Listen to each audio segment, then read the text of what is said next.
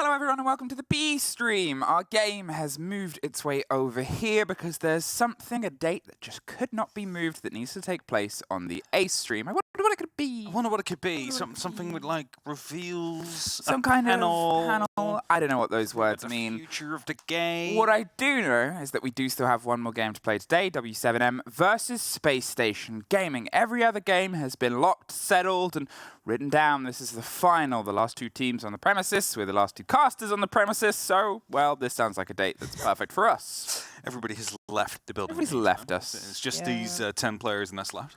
So. Yeah, I mean, fair enough, to be honest. And, well, how much does being the fighter at the end of the day? If you were with us for a very brief moment on the A stream, you would have seen a bit of a talk about how we've sort of done this and what we've put together, which is...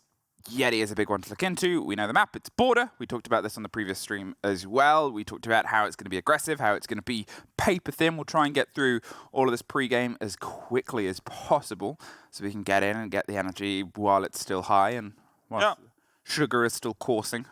Map is going to be border. We mentioned it before. It's like, oh, that could be quite dangerous. First border of the tournament. First border of the tournament. They're playing against a Latin American team. That is for Space Station. However, they do quite like border themselves as well. So, with that said, it should be a very explosive game between these two. And, you know, there's still 3 more points to be given out here.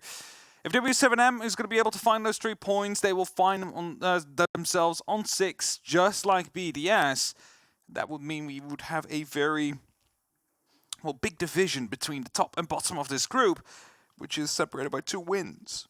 Yeah, it is a huge game here for SSG, just to keep their sort of hat in the ring and the pace akin to that is what the others have been able to do. If they win this, then they're tied up with W7M. They're both fighting for that second and first place. We knew it was going to be the fight for the first 3 between the 3 of them. So, this is going to be the difference maker. Thank you everyone for sticking with us. Thank you for those that emigrated over from the A stream to the B. Let's get into it. Taking myself a nice and comfy seat. You don't have to tell people that. Front row. Yeah. They don't know what our setup looks like. No, that's true. We're always front row.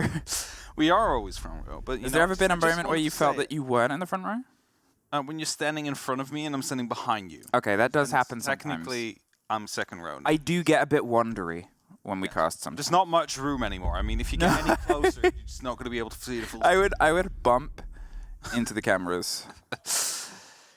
Back when we were doing the previous game, I was right in front of the camera. I could just stare into my own eyes. It's a feeling you have sometimes when you look into the mirror. Either way, it is going to be W7M banning out Azami. Space Station has the last opportunity to go for a ban here on border for what we have prefaced to be a very exploding map coming through. Castle to be removed. It's going to be some hard barricades not making its way onto the map. Together with the Azami means that 2 of the architects in the game have been taken out.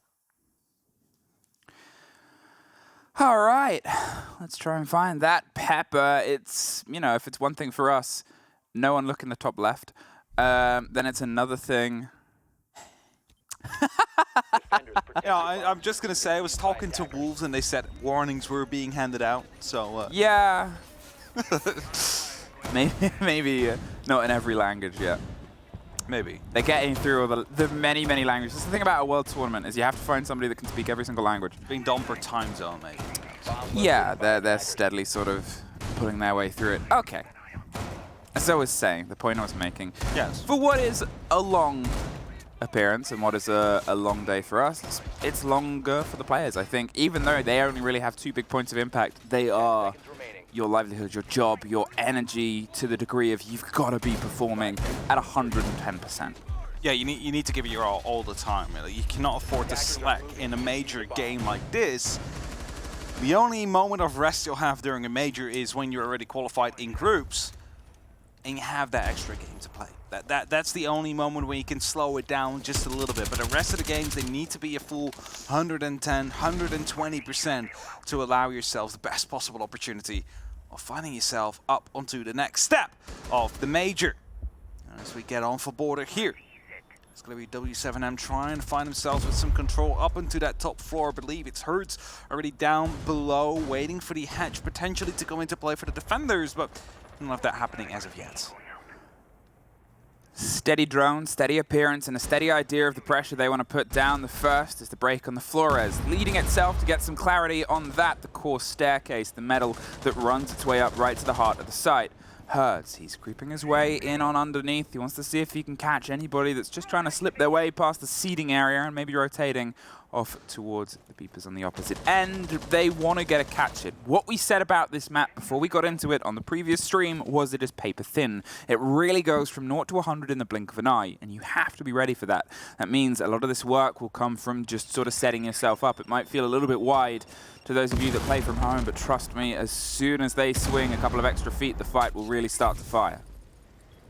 Talking about fire, you just see some of the incendiary bolts to be used by Julio there. He's going to be setting in a second as well, trying to force Hot and Cold off that position. We'll be fully aware now that that balcony's not currently in play. Heals are coming through. That's, of course, the new Doc Stim coming through. A full heal coming through.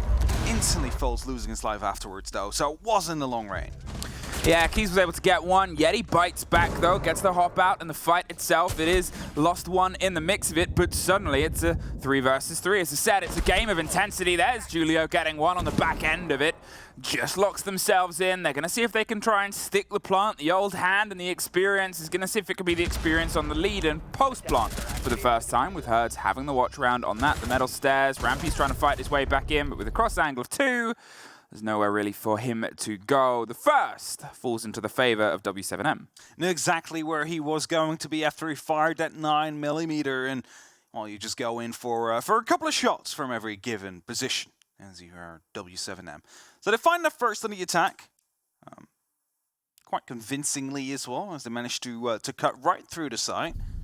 Doc able to get a heal down on the ground, but wasn't quite effective as the instant kill came in afterwards. You mentioned that Key's able to pick up that double kill early on before being punished. Crucial in a situation like this. The bathroom tellers will be the next side we head to. Space Station is going to continue their rotation, even though they have just lost that first round quite convincingly as well. At that means they need some change, and that change will come from that bathroom tellers. A lot of frost mats being placed, and every single given jumping you have on the site, hoping to at least even out the battlefield a little bit, right? Like, they need to aim down if they want to be firing at those frost mats, or they need to take the gunfight and they will get injured. So it gives you that advantage if you will basically force them to take those fights. A full rotation of operators. Only one of them remained the same, and even then it's in different hands, with the sledge staying across the 2 different rosters. I'm not sure if they thought it was a different site, but it's definitely a different strategy. 2 hard breach and the external Prisma. That's probably on the roof, if I was to guess. The irritating spot on top of the AC unit. Let's see. No, it's actually down on the balcony between CCTV and Armory, I think. Oh, I didn't even see it there. But yeah, it's up there. See? Oh, there. Okay, yeah. It's in the middle of the map. Thank you for rotating. I'm not sure. Is it easy? No, I think easy was done already. Oh, Is this red like? For a little yes or no? So. It's medics. Yeah, there's the spin. Hey, medics. You're the one of the person in the building. Hertz is no longer in the building. Yeti able to find another kill. That's 2 for 2. He's got to keep that consistency across the rounds and seeing if he can keep trying to put that metal down towards, well, the metal of those being put up against him. They lose the Nomad. They lose the control of maybe some of the width here. As I said, it becomes quite aggressive and quite a swing through, and it's more likely that that's going to be your end. Vicious strikes via the angles and openings put together. Leo just holding on. Long rotations. The rest of W7M trying to find themselves a way in. They need to dig in. They need to open up. They need to cut through. Rampy's just playing in the office right here. He's fully aware of the fact that a drone could be coming in from the skylight right above him. And if that happens, a grenade could shortly follow. So he needs to keep an eye out for that. But for now, W7M is trying to take this horizontally, not really trying to put in any pressure from above on that skylight. Of course, in the form of a grenade to come through. And they might have actually just completely pulled off, not wanting to go for it. There, they wanted to get rid of that bulletproof. They didn't know a player was behind it. JV92 finds out Hot and Cold. takes care of Houghton and removes him from the board. It's a bite back, and it's a very late one because there's a minute left, and they've got to start trying to put themselves into the fight. Keys gets one more. The swing against Yeti goes against him. It almost goes against Rampy as well, who just tucked into a fight, but has the ability to head up to the second story and support it here on the other side. They get the break towards the default plant. There's got to be a rotation here that comes through from the side of SSG. Otherwise, they're a little bit freewheeling through. The C4 just lane and gets the perfect drop onto Julio. The kick goes cold. Fultz gets Keys as well. There's still these calls and attention that can be paid across the board. JV's trying to get the lockdown. Here's an air jab go off on the far end. Rampy suffers a bit of damage, but it's a post plant there inside the seeding. The hot pings comes against them. An important fight to win it, and it's theirs to take. W7M brings some of the body balance back into their favor and peel further and further back. Volps is stuck, but he at least has the chassis to work with. He can sort of duck down and buy himself some safety. If he goes unchecked here, it could be a huge blow to an unsuspecting player. You can see Fultz is trying to work it out. He was not unsuspecting. The 2 versus 1. JV has to get in the position here to lock it out. They're going for the steady bait. They want to draw the fight. It's 15 seconds. They got to take it sooner rather than later. The longer they wait, the less likely this is to be theirs. There's the strike. Close. Bosco just has to hold it down, and SSG find a response in a first round. Slowly but methodical, getting back into it. They're not rushing themselves towards that diffuser, but taking the ground bit by bit, securing angle by angle. That's how Space Station was able to go for that retake. I was going to be praising W7M for actually taking out a player into lobby, because that basically takes you out of that sandwich they were finding themselves in, really only having to worry about one side to push for.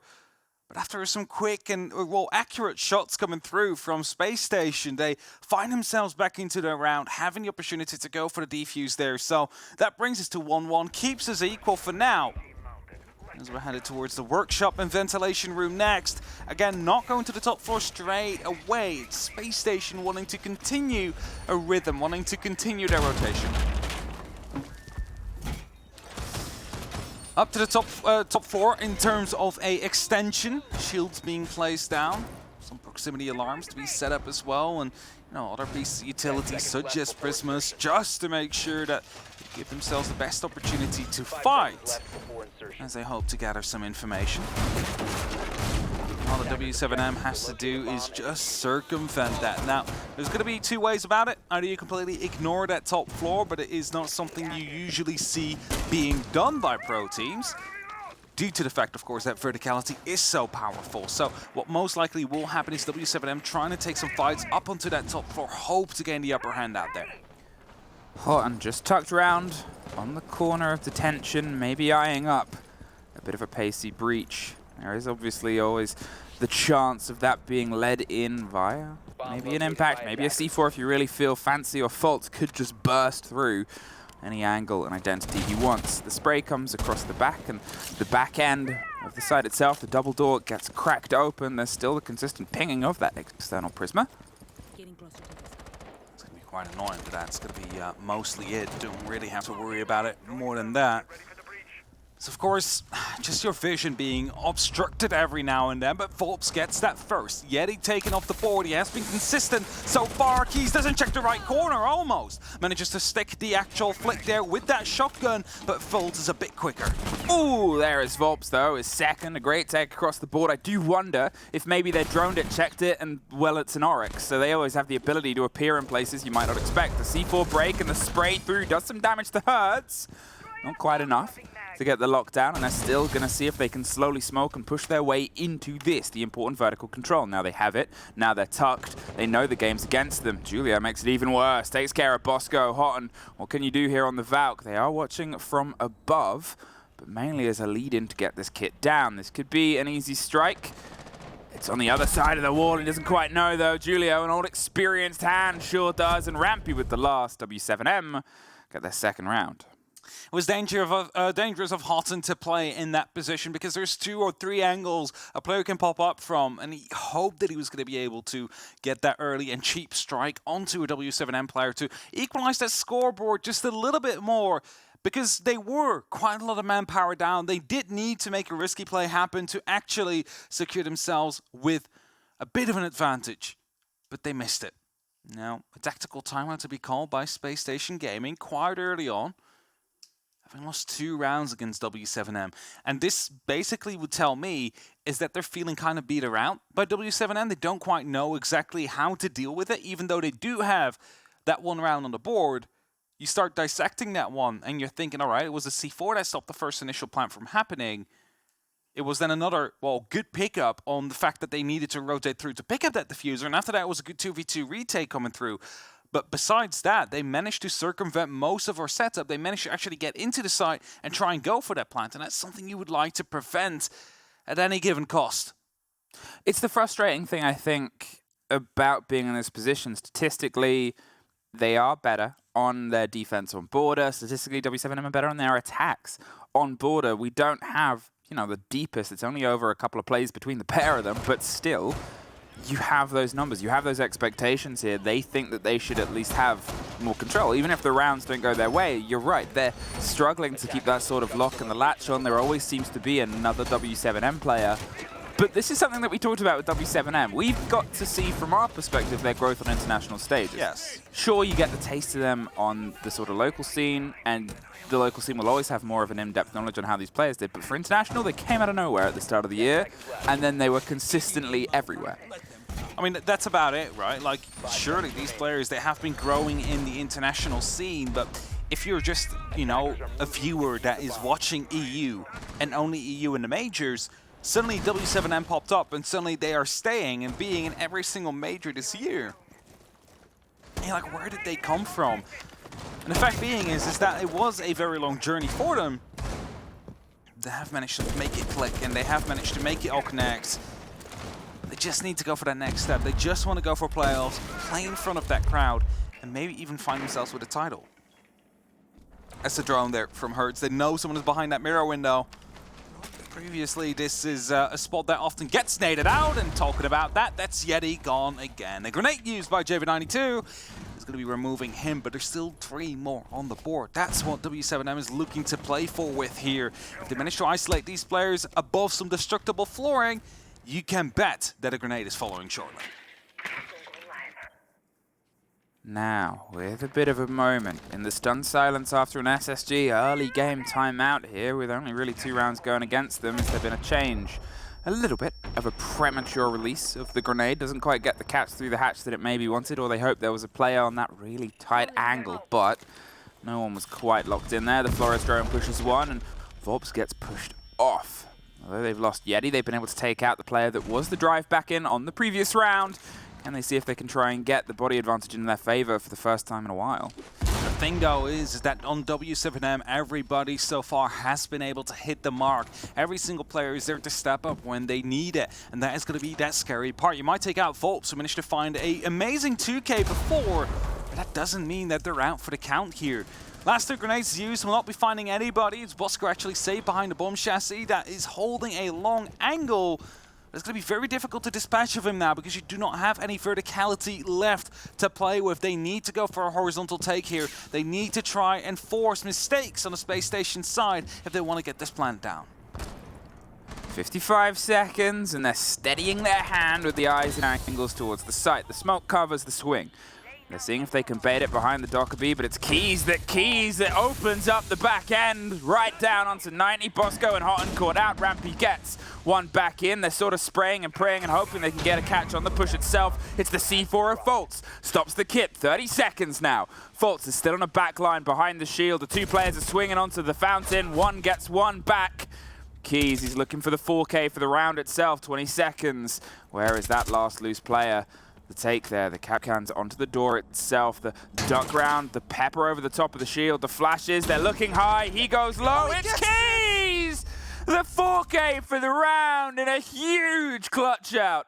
The huge flashbang from him as well. He realizes behind that shield, there's only one way you can challenge that, and that is using that flashbang to get rid of that vision and push instantly afterwards. And this is what I said before. Volps might have been the driving force in one of the previous rounds, but everybody is connecting right now on W7M.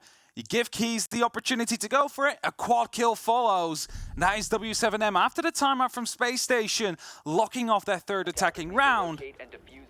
Now Space Station again continuing their rotation, headed back towards the side that just has been unlocked, which is going to be our detellers. And now the question is, has W7M learned from the previous time they attacked this? Because that's when they lost it. That's when they weren't able to get all the gunfights to go their way.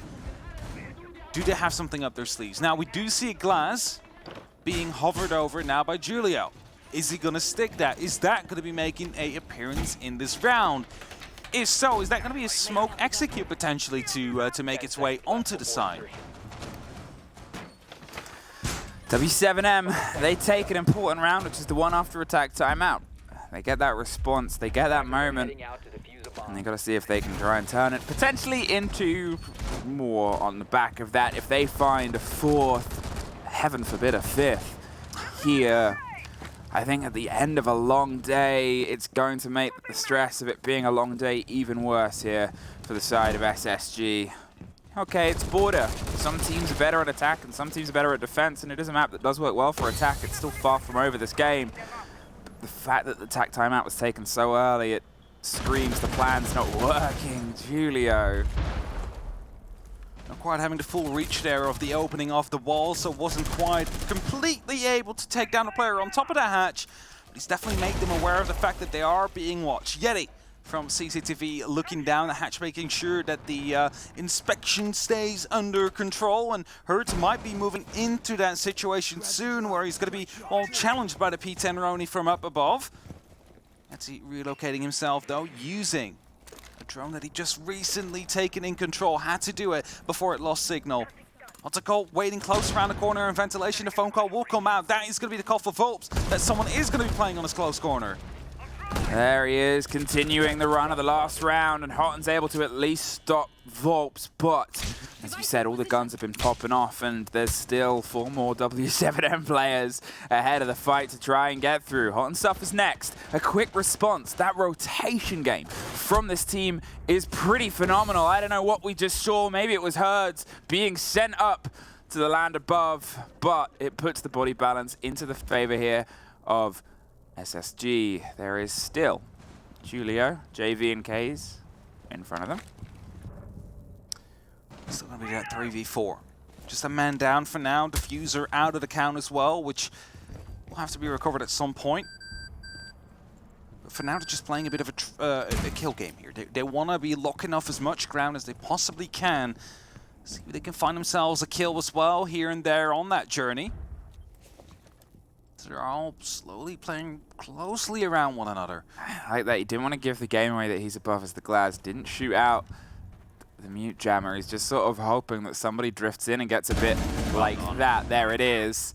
He was the sneakiest Glass you've seen, and now he can be as loud as he wants. They've tucked themselves in above. But look at where the kid is, look at where the side is, and look at the players they still have to get through. There's one. Bosco takes care of them, gets the lockdown, just tucks out of the way. Do they know about faults? Now they do. Bosco, he suffers with some cover support. They know where the 2 remaining players are. They've just got to buy themselves some time. Shoots a bit too high. And there's Julio accidentally getting the kill for a collateral. A 1 versus 2. They've got themselves spread out. They don't have the kit at this point. SSG tucked either side. You can see both of them know it. And there it is, the second round for SSG. The chance still to tie this up as an even half. Played that well in the end there. They realized, okay, we've just lost another player. Let's just play this patiently. Let's not overstay our welcome and make sure we secure that second round. Let's not give Julio anything he can play with here. And thus, again, they will win the Tellers and Bathroom area. Back to Ventilation Workshop we go.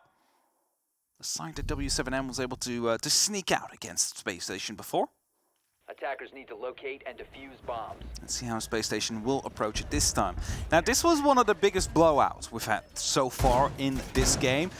Remember Hudson just sitting there at the main door, waiting, hoping to have the right angle covered when it was going to be a different one he was going to get swung from. But that was because we're in a 2v4 situation. He needs to find 1 kill to bring back that body balance ever so slightly to make it a winnable position. Because if you're just going to be turtling down in the 2v4, you don't really have any of those crossfires to work with or alternate angles. Like, for example, if you're thinking about CCTV cash room on Clubhouse, you can play from the garage. You can basically stop anybody from jumping in the window, from walking in from the construction door, just from a single angle. You don't really have that on that side, not in the positions they had under control. So he needed to go aggressive, unfortunately unable to find anybody. So it's up for SSG to make sure they do not lose these early players this time, but instead get their entry of their own. W7M, they've still had these lead-ins, still had these big moments. I talked about it briefly before. Their rotation game can be excellent. They can be very, very quick at coming up with the plan B and making it sort of respond. They know also how to push onto players. There's the deploy of the Selma, there's the breach on both sides, there's the hope they'll get at least the crack and the push on the player. On the back end, it's steadying its way through, it's doubled down, and no intense reveal, actually. Not yet. Bottom roaming around a little bit on that bottom floor, just around the metal stairs, making sure he can strike wherever he's necessary. As these phone calls come through, it should be information given out towards the side of W7M, unless of course the players are inside the mute jammers. That is going to be a very aggressive swing to come through from that mute. Bosco somehow escaping with his life. He wanted to dig in deep next to that window, not knowing players were out there. Yeah, but he also escaped. Not for very long, mind, but now they're in on the site. JV's able to get one. They're going to go for the stick in the plant. The main door's being watched as well. Mozzie's trying to get the angle with the C4. Is it in time? Yes! Yeti stops the plant. They are still at a big body disadvantage. Rampy above. Yeti tucked inside the site itself. Keys is suffering in that engagement. Yeti is also suffering now. He's on a chase and somehow gets out. On a sliver of health, finds the kill and finds the vertical hold. Tucked back round.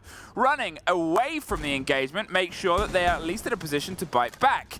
JV92 is watching for it. The swing is called out. Volps gets it. Leaves just Rampy with a sliver of health. Here the Buck breaking forth underneath. They're trying to find this loose player. They're realizing it's probably better to plant here on more of a space. Rampy is going to find it tougher to locate just where this kit is going. There's another bit of movement. It's a little bit of ice fishing here. Do they know where he is? It's the wrong side. The Buck's making a bit of noise. JV's making worse. W7M, a 4-2 opening half. I was going to say, just a single pellet from the skeleton key should have been enough to take out the Frost there, but it would have been way better to just send in a player, and that's exactly what JV92 realized. You know what? I'm just going to go rush up the metal stairs, take him out as he's trying to stop that plant from happening. And to take that half, you mentioned it, 4-2, W7M in a bit of a comfortable lead here, but now the big question arises.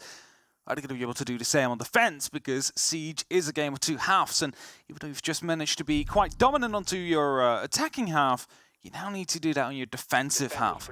And that might be the big challenge here. I think that's the thing. I know I quoted it earlier on around the time we had the SSG timeout, is that there is a preference towards the two halves. The difference isn't huge, though. They've both still been able to put in good performances on this map.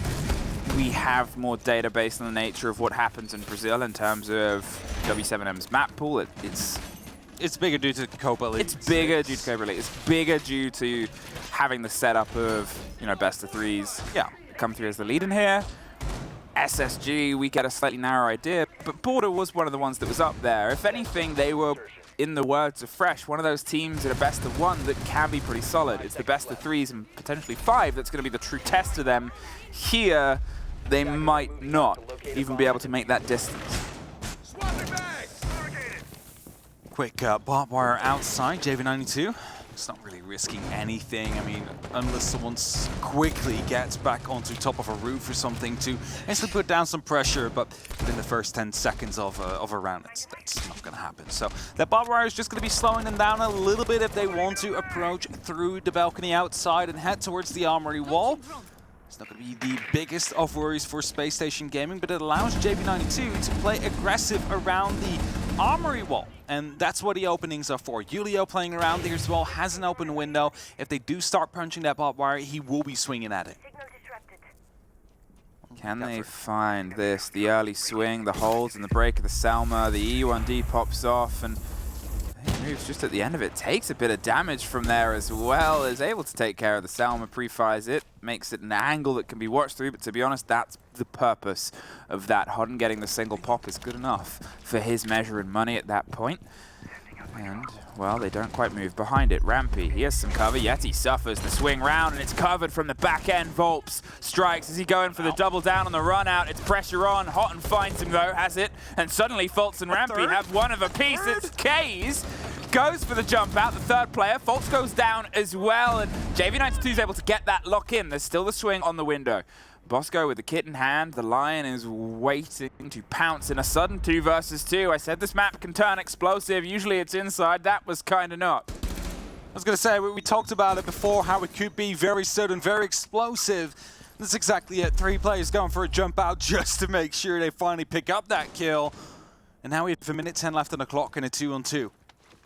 Bosco playing with that line, has some drones left. 3 still in total on the board. Now make that 2. So there is some information, but not too much. Also, no more EE1Ds to go for here, so W7M does have a slight advantage as they need to just hold on to the side. They need to just wait out for the time, whereas Bosco taking a lot of damage early on here. Just in a rotate as well, just running past an open door. They sort of set up a drone inside break. Maybe they expected the player to be watching the opposite side. A late reinforcement onto Fountain. Just cuts off another option, and with 30 seconds, they're limiting the movement. Yeah, you're exactly right. Again, SSG suffer just blindly running past the window, expecting W7M to play passive. They're back on the site now, but they're not really a team that you can ever truly describe as passive. There's the angle I said. Could be big at the very opener of the game. Might finally be punished here, but with barely any health between them, 10 seconds left. There's the first that goes against them. Doesn't need the full kick of that DMR to get the kill. This one needs all the connection, finds one, looks for the second. Bosco, no! Just locked in by W7M. Way too greedy there in the end, W7M, hoping to go for the final kill onto the line. That could have cost them the round, but they secure it. Just barely though, 5-2. W7M is extending their lead. And then, as mentioned before, they are getting very explosive, jumping out, going for the chase in a situation where it's a 1v2, and you are playing against a DMR. I mean, we've seen the damage that a DMR does. A single shot is 70 HP worth of damage.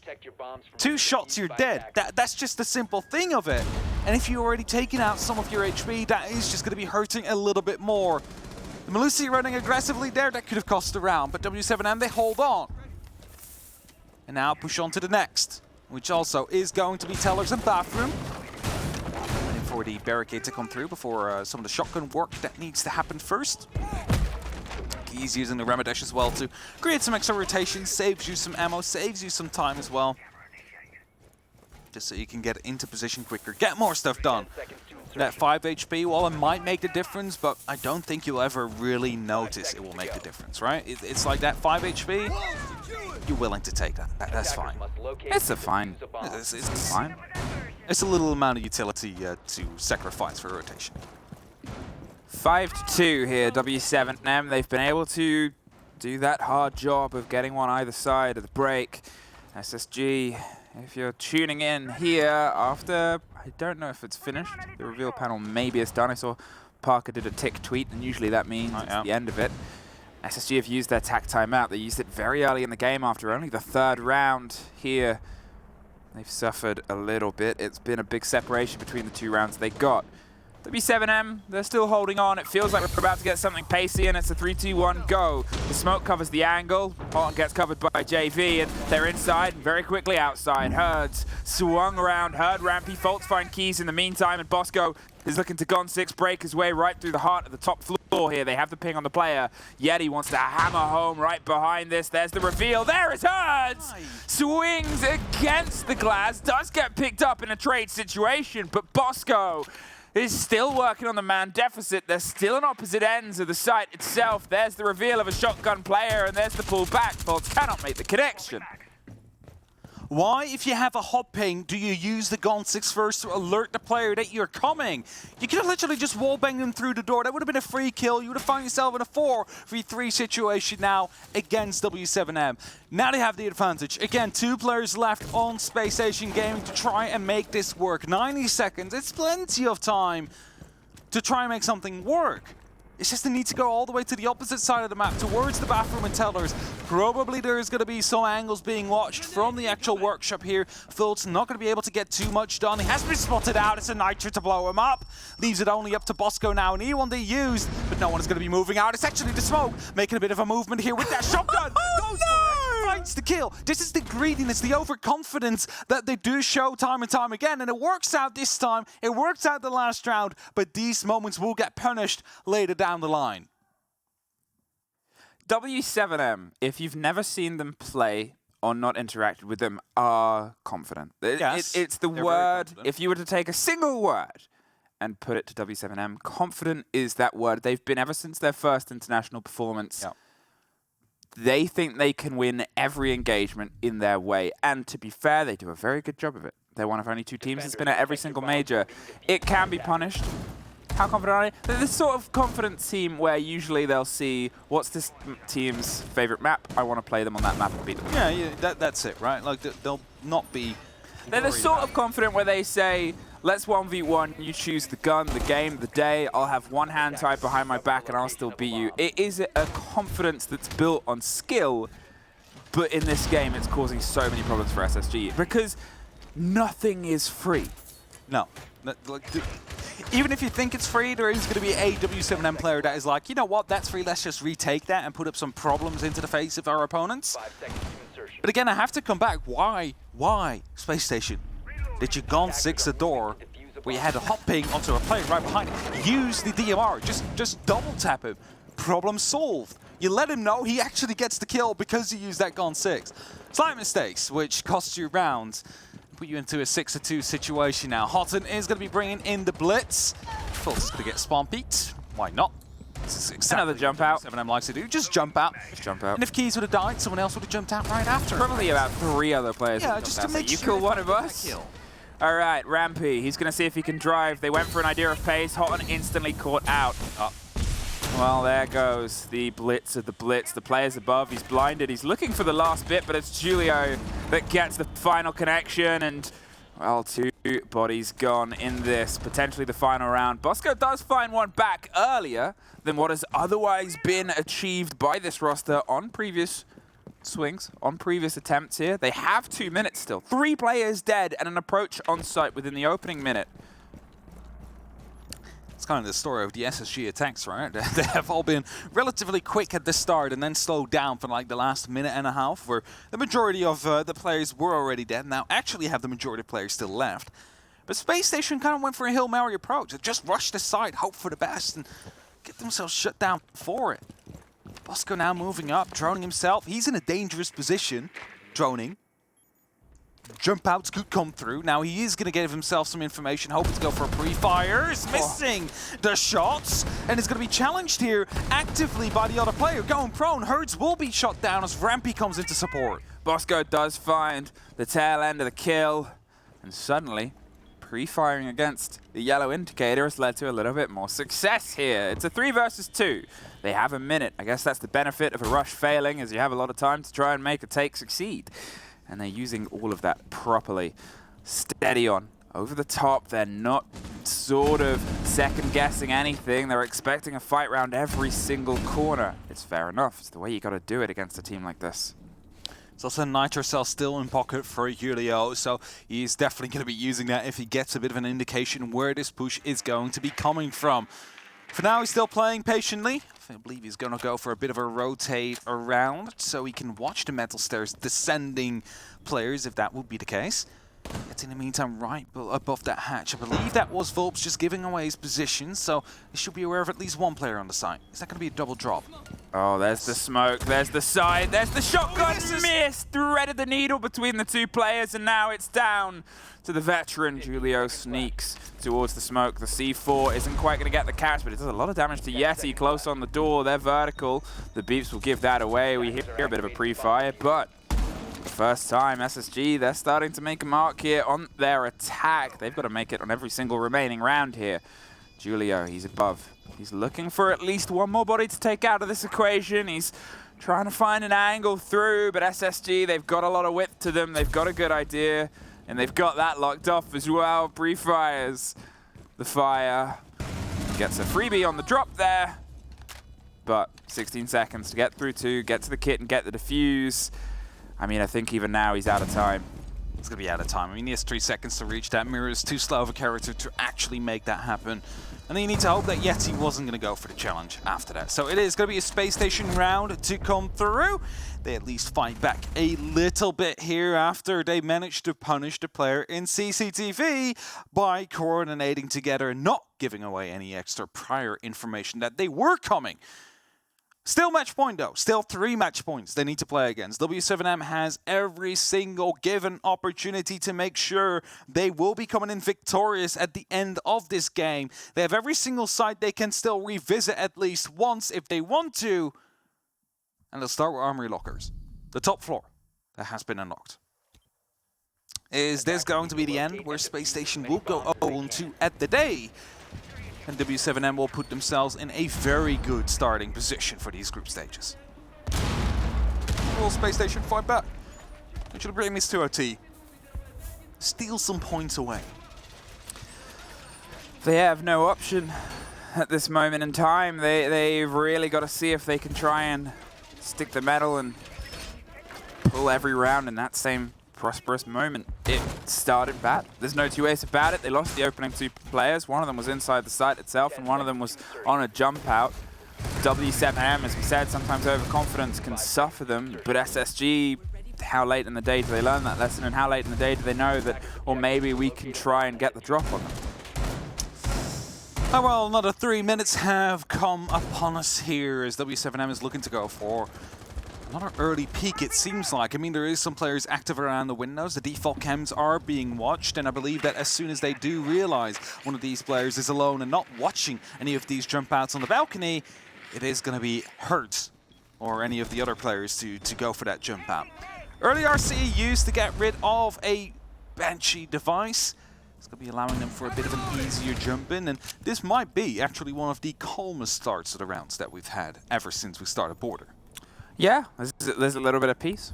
No W7M players are outside the map. Yet. It's only a matter of time at this point. We're just giving a quick check, actually getting droned out. It's going to go for a bit of a chase. However, it doesn't know if it's going to be completely clear. Let's take out the drone eventually here. Key still active and about on that bottom floor. Drones are rolling through. They are aware of his current position. And Hertz is coming in for a bit of support. Gone 6. Flashbangs, concussions all used. They're trying to get rid of Keys, but not quite successful at that as he's able to rotate himself back out towards the hallway on 90. Can they dig in and get this early player? This is likely the longest we've had all 10 players still standing. Fultz is almost the first off the board, fires back, but tucks tail and gets out of there. Doesn't want to risk the wrath of several W7M players that like to move in the wake of the first fight. There is a fight that happens over break. Hot and watching, looks for the second, pre-fires it. They didn't quite lean entirely into it, though. They're still sort of fishing around 90. In fact, Julio pushes even deeper, drops and goes for the pre-fire angle. Do they know just where he's tucked, watching and waiting? He's assuming somebody might be a bit further out. It's still patient, but look, another player steps in. Volps wins out the engagement. They retake CC. Are they going to go for it? Volps really wants to.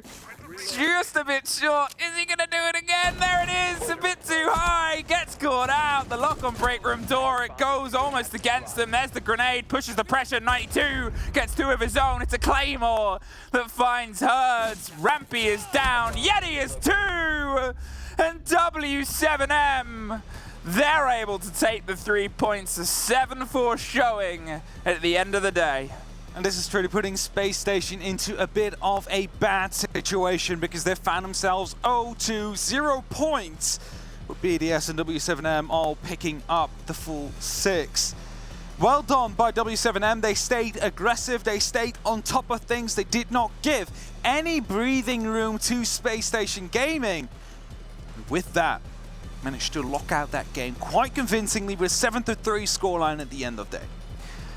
You have to give credit there to W7M. They kept the fire, kept an energy, and made sure that they delivered it at the final hour of the final game of the final day. Obviously, we've been here on the Bravo stream, based unfortunately to how some of the techs have pushed us. I'm not sure if the reveal is still ongoing. This is actually the first reveal since Siege that I've not seen live. Really? Yes, because I'm casting right now. So it's, well, was casting. So I need to go back and actually watch, because I didn't see any leaks. Didn't you? No, I have no clue what the new operator does. Everybody else knows. We were out. Yeah, I know. Oh. I also know about beep and beep. I'm not going to say, because I know some of you diehard W7M fans and SSG fans are probably watching this and want to watch it in its entirety afterwards. Thank you for being with us. But, you know, this is how we sort of set ourselves up here, and it looks like we're going straight into this, the breakdown of how the game played itself out. So it was intense, it was scrappy, it was a fight, it was the back and forth, but it was W7M's game. As I said, it just felt like the energy was a little bit more into their favor. Yeah, so as we go through, it is going to be, of course, that victory that will be more important. Caliber Jacob tweeted it out earlier. I really hope he's going to be proven wrong, by the way. By tradition, teams that win 2 games on the first day are going to be finding themselves qualified. That will mean the group today has been decided. I don't think so. I still think there is plenty to play for. Of course, statistically, every single team can still make it in any given group. No one is confirmed.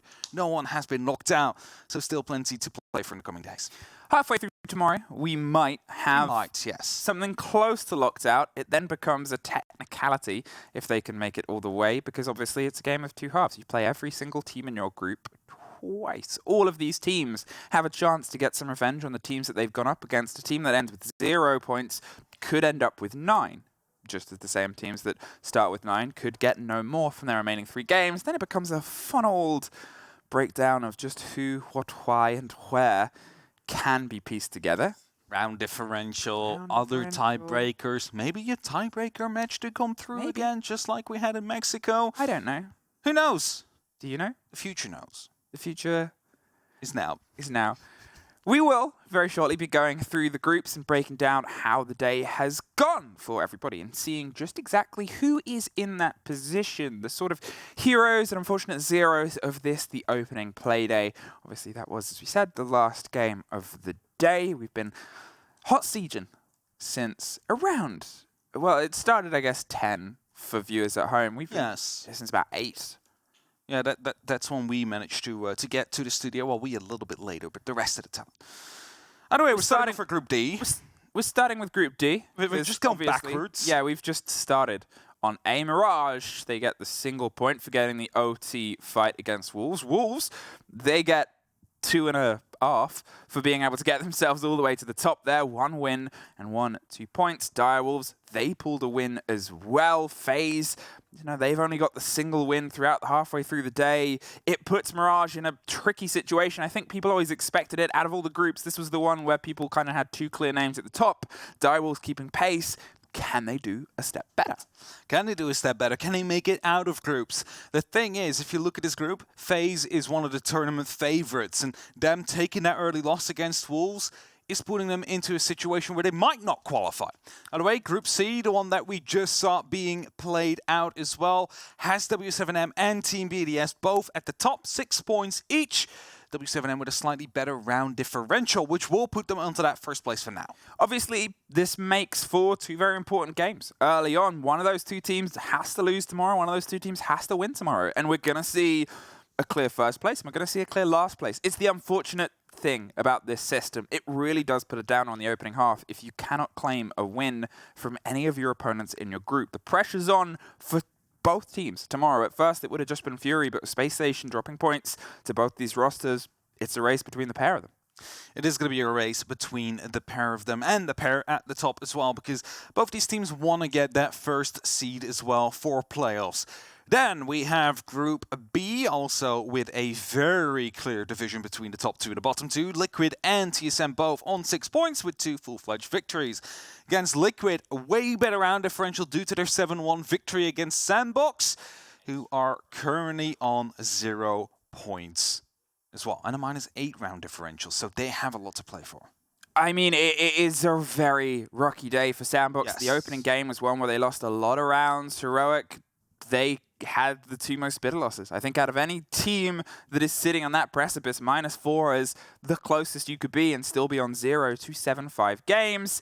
Here, a group that really became fighty. Cyclops and Black Dragons pretty much tied up, just the round difference on the bottom in terms of points. Sonics, from a very rocky opening towards 2nd place on the group, with the team that beat them sailing around onto 1st, it turned what started as a tragic birthday for Joe Bro into something with a little bit of excitement. At least a little bit of, that consolidation and that win now finding themselves in 2nd. So Sonics will be happy with that. But of course, M&M on the top spot for now with 5 points. Not quite the 6 we have seen other groups take into their own hands. But this is still going to be putting them into a good position to make it out of groups, head towards players. But all they need to do is just continue this throughout the next day. Because you mentioned it before, after the first set of games tomorrow, we might see someone well, not fully locked in, but being on the way there. After the second set of games, we might have the first teams actually qualified for those playoffs. It's exciting. It is exciting. It is exciting. It is the first day of a major. So, in terms of the performance, in terms of the players, and in terms of what we sort of had here, it's been, well, a bit of a surprise hit and miss. There have been teams that haven't been able to get off the mark that maybe we expected to from every region, pretty much. I think LATAM is the only one that all the teams have scored points. The other three, unfortunately, at least have somebody that could not quite get off the mark. In terms of who tops the groups, though, that is different for pretty much every single group as well.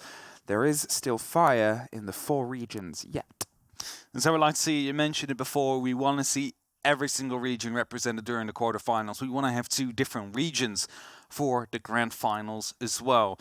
For now, we're on our way there, but will it stay that way? You'll have to tune in tomorrow to find out.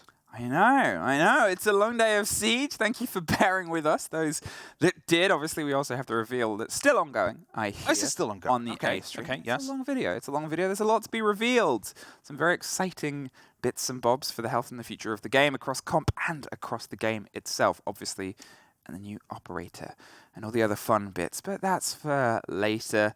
Us, I believe. Otherwise, I think we are closing in on the end of our day at least. Thank you, everyone, for being with us. Thank you, Hap. We'll be back tomorrow alongside all the other beautiful faces and casters. There may also be a surprise appearance from a certain EU duo that I know some of you are missing here, unfortunately.